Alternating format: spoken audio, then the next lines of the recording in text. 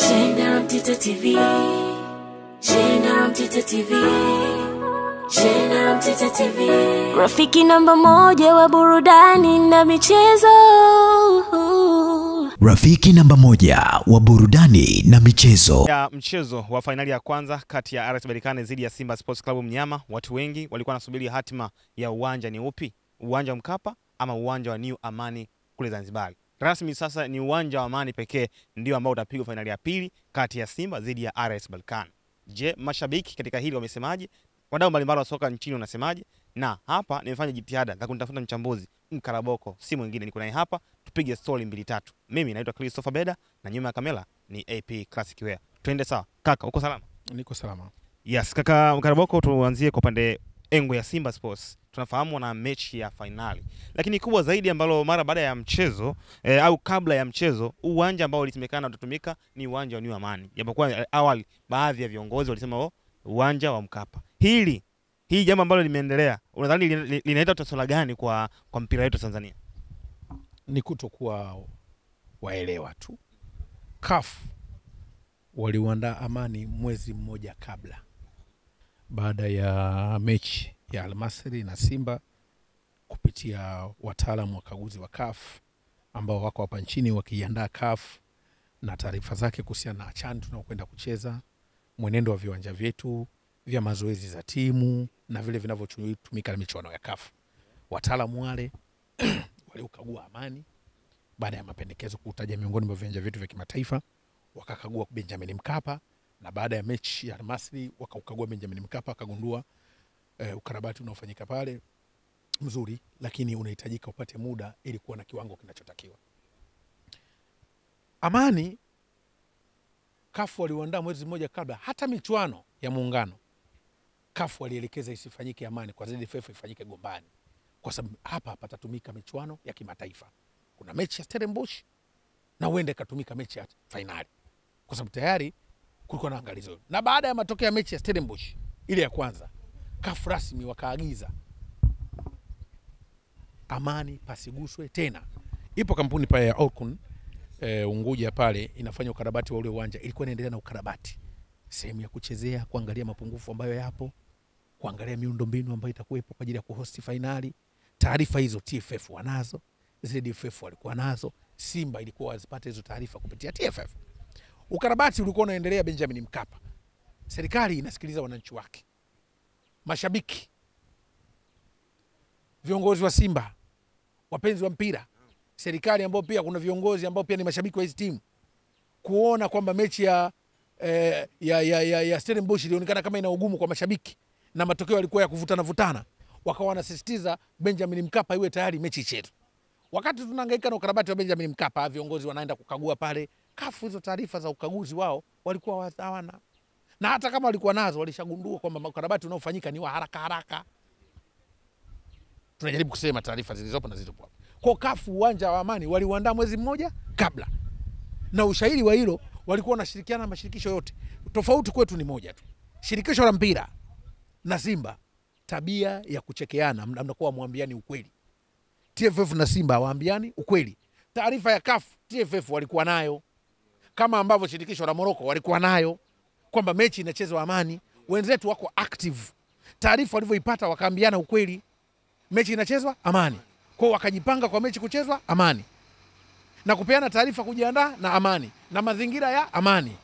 Sisi huku tulikuwa naendelea na porojo zetu za kulazimishana mechi ichezwe kwa Mkapa, wakati mkaguzi hajautambua uwanja wa Mkapa. Sasa nini tunataka kusema? Nachotaka kusema ni kwamba tunayo shida ya kusimamia ukweli na taratibu. Kuna wakati tukiwa tunataka hisia zetu, tunataka upinde ukweli kwa hisia zetu. Tumezoea kufanyia nayo kwenye ligi. Wenzetu wamenyooka, wenzetu hawababaishi, wenzetu broadcaster wa CAF yuko pale. Lakini kitu kingine, tunaweka picha mbaya. Nguvu tuliotumia kuitangaza Amani kama sio uwanja mzuri, tujiulize mara mbili. Mechi ya Simba na Berkane imeenda kuchezwa uwanja kama Amani. Amani sasa hivi kwenye pichi ni bora kuliko uwanja wa Taifa. Amani wametumia miezi 6 Orkun, kampuni ya Kituruki, kufumua ile rea, kuweka mawe, kupanga na kutengeneza ule uwanja kuwa bora. Uwanja huko Tanzania hii, uwanja ule wa Amani ambao sisi tunaukataa, ndio tunataka CHAN ichezewe pale. Hivi unadhani dunia kitusikie na tuna si wazima? Hapana. Shida tuko nayo moja. Viongozi wetu wamejificha kwenye kichaka cha kupambania kwa Mkapa kwa sababu ya kupata hela, sio kwamba wana uchungu na timu kushinda. Kwa Mkapa viongozi walikuwa wanataka viingilio. Simba kwa Mkapa walikuwa wanataka viingilio. Elewa vizuri. Sio kutaka mechi ichezwe. Na ushahidi utaona hata kurudisha viingilio imekuwa kazi. Vilivyotolewa walikuwa wanasisitiza kwa Mkapa kwa ajili ya viingilio. Sio mechi ichezwe. Kwa nini? Kwa sababu kama ni mechi ichezwe, amani palitosha. Taarifa za habari zinajulikana. Kwa nini sasa mnawatoza watu kwa Mkapa mnahamisha? Maana watu walikuwa wanataka viingilio. Kwa hiyo viongozi wetu wakati mwingine wanaangalia maslahi ya viingilio kuliko uhalisia. Hivi Berkane wewe unaenda kumfunga kwa viingilio, unaenda kumfunga kwa Mkapa kwa ubora. Bora. Nadhani ndio eneo ambalo viongozi wa Simba kwa Mkapa baadhi ukiangalia ni kama vile walikuwa wanataka viingilio. Sio wanataka ubora wa timu kwamba ikashangiliwe sana. Mbona tushawahi kufungwa sisi hapa na watu wamekuja na viingilio hivyo wametoa tumefunga. Kwa hiyo ni kama target yao ilikuwa viingilio. Na ukitaka kujua hilo angalia taarifa ya leo kwa mashabiki. Mara wewe utaingia mechi ya Simba Day. Yaani mtu alipe mechi ya finali uje kumwambia ingie Simba Day. Mimi nalipia wali nyama unaniambia nitakuja kula wali na matembele. Tafsiri yake unajua? Viongozi hawajatendea haki mashabiki na mashabiki hawako tayari kutendewa haki. Ukiwakumbusha hapa wanakasirika, hawapendi kweli. Viongozi tuliokuwa nao kwenye mpira wamejaa ubabaishaji. Na hili tulilisema mwanzo. Nilisisitiza mimi CAF sio bodi ya ligi wala TFF. Ambao mnaweza mkakaa mkaandika hata message huko nyumbani kwako wakaisikiliza. Wenzetu wanafuata taratibu. Berkane wameshusha posti, hawapendi kelele. Kushusha posti sio kubadilisha maamuzi. Nadhani linaweza likatupa funzo. Na viongozi waache kupenda viingilio. Ni dhuluma kwa mashabiki. Sababu shabiki kumwambia aje kuingia mechi nyingine sisi Simba Day, amelipia mechi ya finali ya CAF Champions League kumwambia kaingia Simba Day, ya CAF Federation akaimbia Simba Day. Sawa, kwa sababu mashabiki hawa ni bendera fuata upepo. Mashabiki wetu ni watu wa mkumbo tu. Mkumbo wa mwanzo walihamishwa mechi itachezwa huko. Sasa hivi mkumbo umehamishwa sasa mechi ya Amani nao nakubali. Lakini kiuhalisia wamechukuliwa viingilio, ilibidi viingilio virudi. Kwa sababu kuna mtu huwezi kujua uhai wake, Mwenyezi Mungu akiuchukua inshallah akafariki hajafika hiyo mechi ndio amedhulumiwa. Atalipwa na nani? Familia itaenda kudai.